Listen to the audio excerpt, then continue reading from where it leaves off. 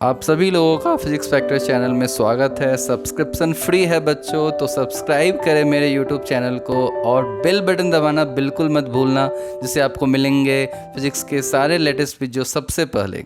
Hello students, तो आज हमारा लेक्चर नंबर 16 है और इसमें हम पढ़ेंगे इलेक्ट्रिकल इंस्ट्रूमेंट्स के बारे में, जो कि हमारा करंट इलेक्ट्रिसिटी का लास्ट टॉपिक है। और आज के इस लेक्चर में हम बात करेंगे बेसिकली कुछ बेसिक इंस्ट्रूमेंट्स के बारे में, जैसे हो गया रियोस्टैट, रेसिस्टेंस बॉक्स और हमारा बैटरी इल्यूमिनेटर। ठीक है।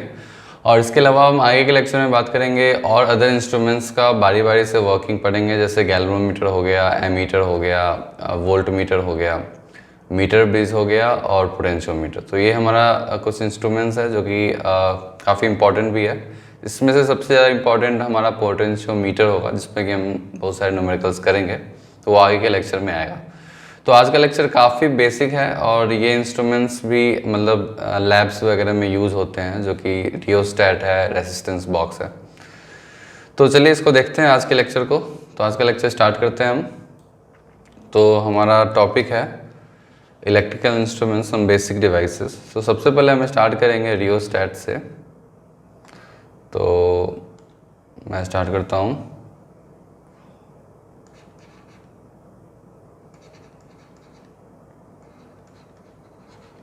आपने क्लास 10th में भी सुना होगा रियोस्टैट के बारे में। बेसिकली कुछ हम ऐसे रिप्रेजेंट करते हैं, इसका सिंबल कुछ इस तरह से है, और या फिर कभी कभी आपने ऐसे भी देखा होगा। ठीक है। तो ये रिप्रेजेंट करता है वेरिएबल रेजिस्टेंस। का मेन जो वर्क है कि एक तरह से सर्किट में ये एक वेरिएबल रेजिस्टेंस प्रोवाइड करता है। सपोज आपको 10 ओम का ज़रूरत है, उसी सर्किट में आप थोड़ा सा स्लाइड करोगे, उसमें कुछ स्लाइडिंग होता है, जॉकी होता है, जिससे आप स्लाइड करके रेजिस्टेंस बढ़ा घटा सकते हो। ठीक है। तो करंट के सपोज आपको थोड़ा कम करंट चाहिए तो आप रेजिस्टेंस बढ़ा दो, थोड़ा ज़्यादा करंट चाहिए तो रेजिस्टेंस कम कर दो। तो इस तरह से हम इसको यूज़ करते हैं। तो इसका जो मेन यूज़ है, it is used as a variable resistor. ठीक है। ये एक वेरिएबल रेसिस्टर के जैसे यूज़ होता है, और इसको हम एक पोटेंशियल डिवाइडर भी बोलते हैं।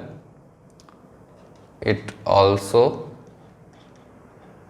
Called potential divider. ठीक है। बेसिकली इस पूरे रेसिस्टेंस में मैंने डिवाइड कर दिया इस पोटेंशियल को। ठीक है। तो किसी भी के क्रॉस बेसिकली एक पोटेंशियल डिफरेंस आ जाएगा, तो इसलिए हम उसको बोलते हैं पोटेंशियल डिवाइडर। ठीक है। अब ये देखने में कैसा होता है और ये कैसे काम करता है, इसको समझते हैं। तो मेरे पास एक डायग्राम है। मैं डायग्राम आपने लैब में कुछ इस तरह से देखा होगा। ठीक है। तो मैं इसको इंपोर्ट करता हूँ, कुछ ऐसा कुछ शेप रहता है। ठीक है। अब इसको आप ध्यान से समझने की कोशिश करो कि ये है क्या। ऐसा कुछ आपको दिखेगा। ठीक है। अब देखो यहाँ पे एक टर्मिनल, इसको हम ए बोलते हैं, और इसको आप बी बोल दो और इसको सी बोल दो। एक तरह से यहाँ पे 3 टर्मिनल्स आपको दिख रहा होगा। ठीक है। और ये जो है ये वायर उंडेड है एक तरह से। यहाँ पे बहुत सारी वायर्स है, बेसिकली ऐसे वायर यहाँ उंडेड है। ठीक है। और इसी वायर का बेसिकली रेसिस्टेंस होता है। अब इसको आप ऐसे ऐसे स्लाइड कर सकते हो। ठीक है। तो अब आप सपोज करंट यहाँ से फ्लो करवा रहे हो, इस पूरे वायर का एक टोटल रेसिस्टेंस होगा। ठीक है। टोटल रेसिस्टेंस होगा। तो ए और बी के क्रॉस यदि आप अपना सर्किट लगाते हो, तो बेसिकली क्या आएगा, आपको R A B total value मिलेगी। लेकिन आपको सपोज टोटल वैल्यू उससे कम चाहिए। सपोज इसका टोटल वैल्यू 100 ओम है और आपको कम चाहिए, सपोज आपको 20 ओम चाहिए या फिर 30 ओम चाहिए, तो फिर इसको आप स्लाइड कर सकते हो इसके डिफरेंट लेंथ के अकॉर्डिंग। फॉर एग्जांपल ये यदि हम x माने, तो x के अकॉर्डिंग बेसिकली यहाँ से करंट ऐसे पास होता है, यहाँ पे ऐसे करंट गया बेसिकली और ऐसे पास होता है। इसलिए आप ऐसे मान लो कि करंट ऐसे डायरेक्टली पास किया और यहाँ से करंट पास करके, सपोज आपने सी टर्मिनल से इसको हटा के यहाँ पे सी टर्मिनल से इस सर्किट को कनेक्ट कर दिया, तो basically resistance across AC calculate होता है। ठीक है। तो बेसिकली अब रेसिस्टेंस जो हमारा होता है वो लेंथ के प्रोपोर्शन होता है, तो जितना ज़्यादा ये लेंथ आप बढ़ाओगे, राइट साइड जितना ज़्यादा करोगे रेसिस्टेंस की वैल्यू उतनी बढ़ेगी। आई थिंक क्लियर है, काफ़ी सिंपल डिवाइस है। तो आप इसको स्लाइड करके रेसिस्टेंस बढ़ा सकते हो, और लेकिन आपको सी से कनेक्ट करना पड़ेगा। मैक्सिमम रेसिस्टेंस कब मिलेगा, जब आप इसको टोटली आप ये सी एंड तक ये चला जाएगा। और इसको यदि मैं सिंपल डायग्राम से समझाऊं, आई थिंक इसमें क्लियर हो गया होगा, लेकिन यदि मैं इसका डायग्राम बनाऊं तो कुछ ऐसा बनेगा इसका डायग्राम। यहाँ पे 2 रॉड में बनाता हूँ कुछ इस तरह से।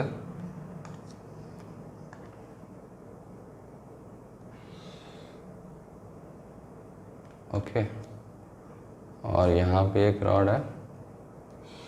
मैं एक रफ डायग्राम ऐसे बना रहा हूँ, और यहाँ एक, ये मैं बना देता हूँ।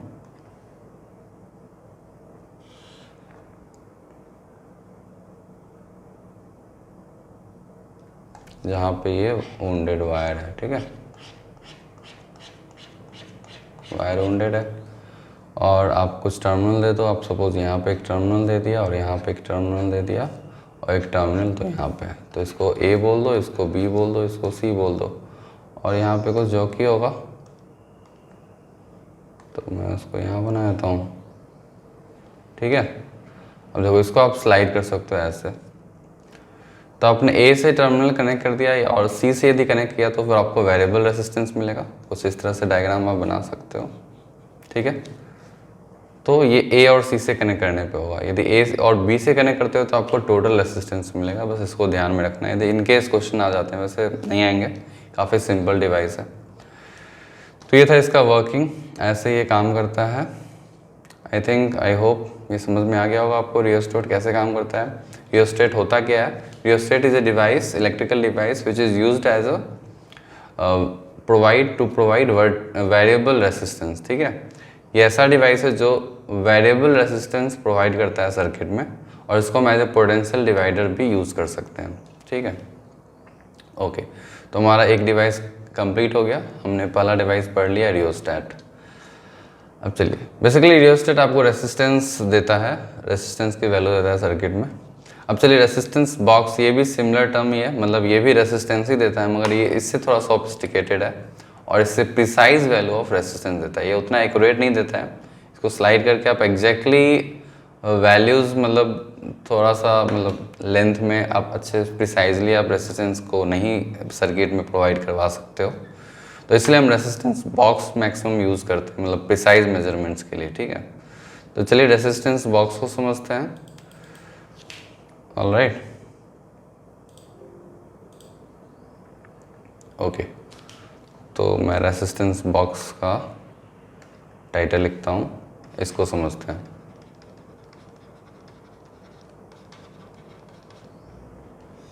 जनरली आपको बुक्स वगैरह में नहीं मिलेगा रेसिस्टेंस बॉक्स ज़्यादा। तो रेसिस्टेंस बॉक्स कुछ ऐसा होता है, मैं एक डायग्राम इसका देता हूँ। सबसे पहले रेसिस्टेंस बॉक्स किस लिए यूज़ होता है ये क्लियर होना चाहिए। ये आपका रेसिस्टेंस बॉक्स है, ठीक है। हाँ, अब इसमें आप देख सकते हो यहाँ पे इस तरह से एक बॉक्स है, और उसके अंदर ये जो है एक तरह से लीड्स बोल सकते हो, लीड्स है। और ये लीड्स को आप निकालो और डालो, निकालो डालो ऐसे निकालना होता है। और इसकी सब वैल्यूज़ होती है। तो इसकी वैल्यू यहाँ पे 1 2 3 4 5 6 7 8 लेफ्ट साइड में ये टर्मिनल हो गया। इसको आप मान लो 2 टर्मिनल है यहाँ पे, ठीक है। और ये जो 1 2 3 4 5 6 7 8 लेफ्ट साइड 8 लीड्स देख रहे हो, और राइट साइड भी 8 लीड्स देख रहे हो। जनरली जो हम लैब में यूज़ करते हैं, ये पता नहीं किसी और कंट्री का भी हो सकता है। तो जनरली जो हम मैक्सिमम लैब्स में जो होता है वो यहाँ पे 6 लीड्स लेफ्ट साइड में होता है और 6 लीड्स राइट साइड में। तो हम एज्यूम करते हैं कि 6 लीड है, तो मैं उसका यहाँ पे एक डायग्राम बना दूंगा, ठीक है। और सबकी वैल्यूज़ होती है। तो 1 2 3 4 5 6 7, आपको थोड़ा सा कन्फ्यूज़न होगा यहाँ पे, 8 है यहाँ पे, कोई बात नहीं। अब इसका एक टॉप व्यू बना लेते हैं, टॉप व्यू से और आसानी से समझ में आएगा। सबसे पहले तो ये क्या बताता है, ये आपको रेसिस्टेंस की वैल्यू देता है और ये डिपेंड करता है रेसिस्टेंस बॉक्स कितना वैल्यू दे सकता है। जो हम लैब में जनरली यूज़ करते हैं वो 0 से लेके 1000 ओम तक वैल्यू देता है रेसिस्टेंस, अराउंड 0 से 1000 ओम तक दे सकता है रेसिस्टेंस। तो चलो इसका मैं टॉप व्यू बना लेता हूँ तो और आपको अच्छे से समझ में आएगा।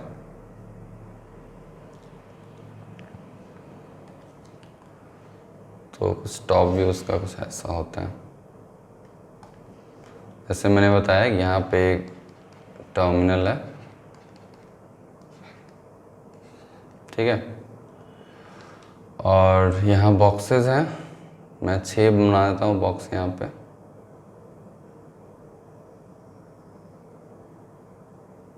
यहाँ बना देता हूँ 1 2 3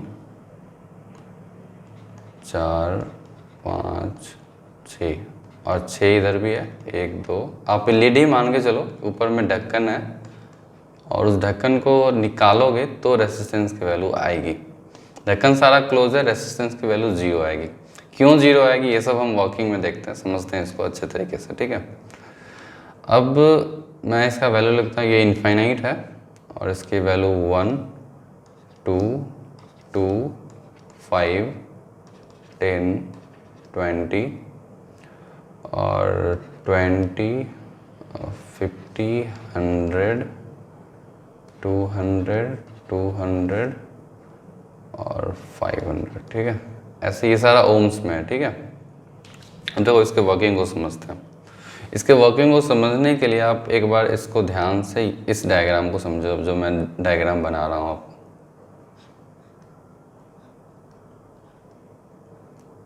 कुछ इस तरह से होता है, इसका लीड का मैं अंदर का स्ट्रक्चर बना रहा हूँ, कुछ इस तरह से होता है, ठीक है। और एक्चुअली उसमें क्या होता है, वो कुछ ऐसा होता है।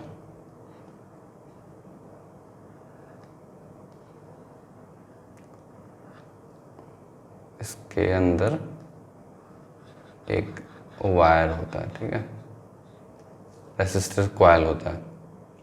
सपोज मैं एक लीड का बना रहा हूँ जो कि 5 ओम का है, ठीक है, या फिर 10 ओम का ही मान के चलो 5 ओम मान लेते हैं। अब ध्यान से समझने की कोशिश करो क्या हो रहा है एग्जैक्टली।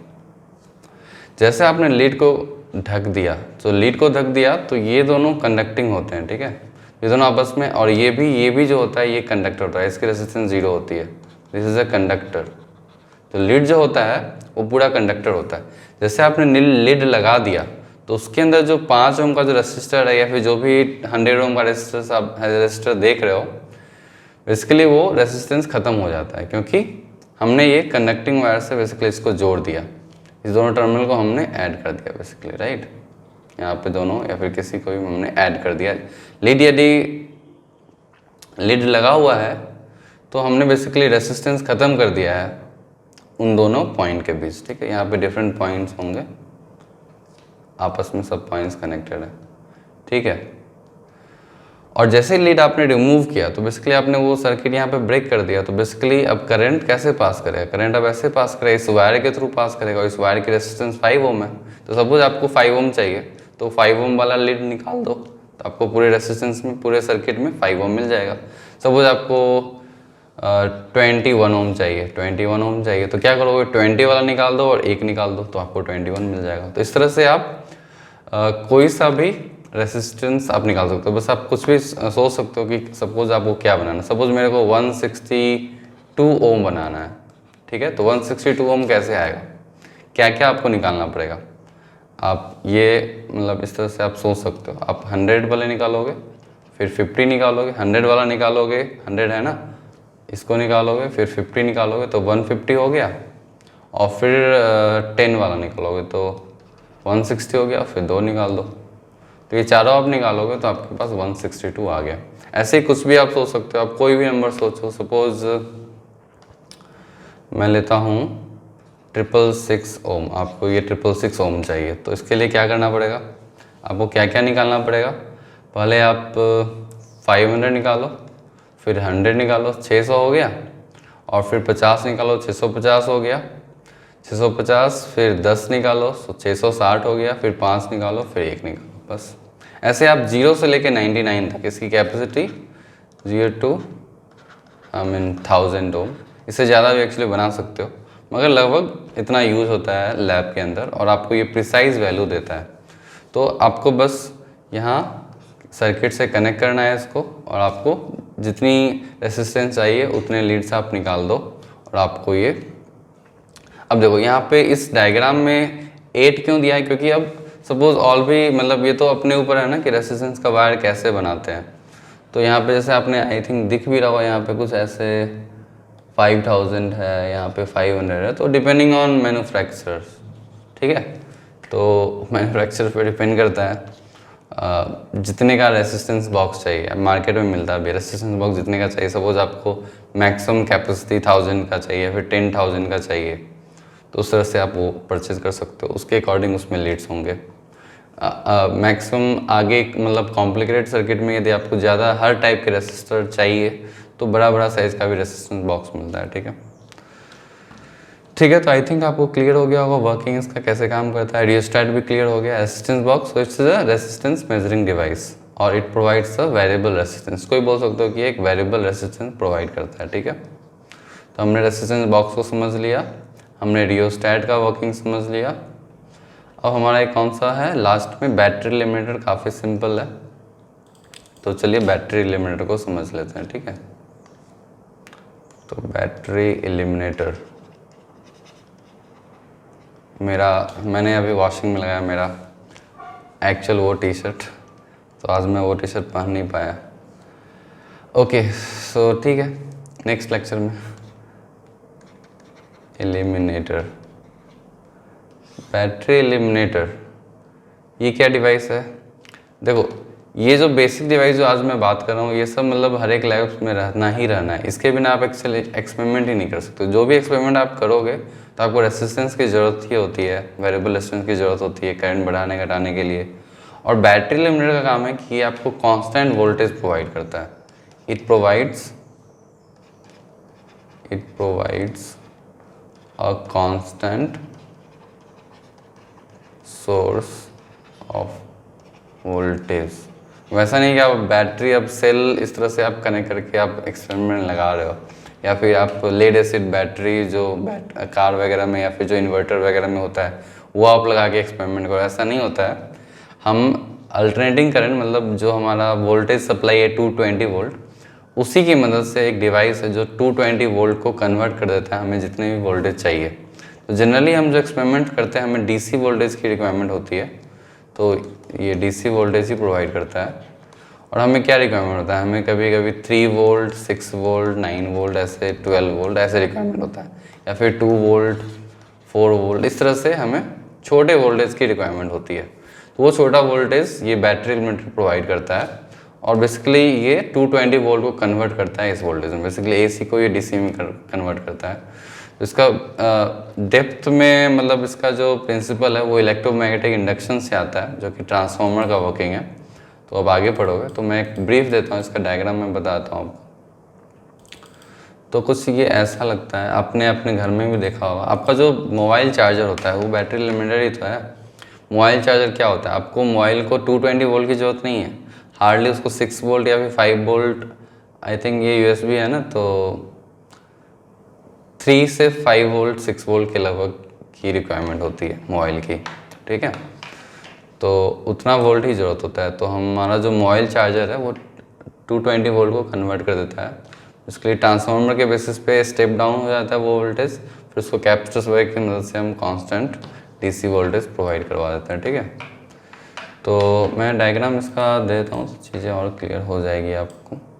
तो इस तरह से कुछ दिखेगा आपको बैटरी एलिमिनेटर, वोल्टेज सेलेक्टर भी बोलते हैं इसको, ठीक है। आई थिंक स्ट्रेट फॉरवर्ड ही है।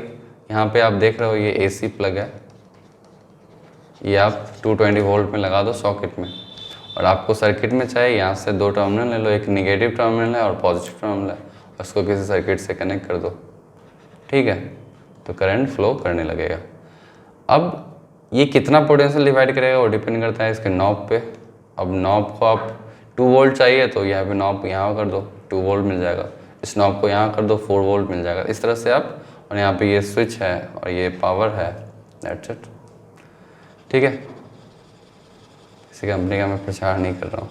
ओके ऑलराइट, सो ये हुआ बैटरी लिमिटर का काम। बैटरी लिमिटर का सिंपल काम है, आपको सर्किट में जो भी एक्सपेरिमेंट आप कर रहे हो लैब में, उसमें आपको कांस्टेंट वोल्टेज, आपको 10 वोल्ट चाहिए किसी एक्सपेरिमेंट में तो 10 वोल्ट आपको ये प्रोवाइड करेगा। ठीक है, तो हमने देख लिया कि बैटरी लिमिटर का क्या काम है और इसका वर्किंग, और रेसिस्टेंस बॉक्स हमने समझ लिया और रियोस्टेट समझ लिया। तो आज के लेक्चर के लिए इतना ही। हमने 3 बेसिक डिवाइसेस समझ लिए हैं। नेक्स्ट लेक्चर एक्सट्रीमली इम्पॉर्टेंट होगा, काफ़ी ज़्यादा इम्पॉर्टेंट। आई मीन अब एक बड़ा सा लेक्चर बनाने से बेटर है, वो मैं सोचूंगा कि एक बड़ा सा लेक्चर बना दिया जाए जिसमें कि गैल्वेनोमीटर, एमीटर, वोल्टमीटर, इन सबको एक्सप्लेन कर दिया जाए, या फिर सबकी अलग अलग वीडियो बनाऊँ मैं। तो नेक्स्ट लेक्चर में गैल्वेनोमीटर में डिस्कस करूँगा, एमीटर, वोल्टमीटर, और उसके बाद के लेक्चर्स में मीटर ब्रिज और पोटेंशियोमीटर। मीटर ब्रिज और पोटेंशियोमीटर काफ़ी इंपॉर्टेंट है, एक्सट्रीमली इम्पॉर्टेंट आपके CBSE बोर्ड वगैरह के दृष्टि से भी, as well as competitive exam. Potentiometer is extremely important. ठीक है, तो चलिए आगे के लेक्चर में मिलते हैं।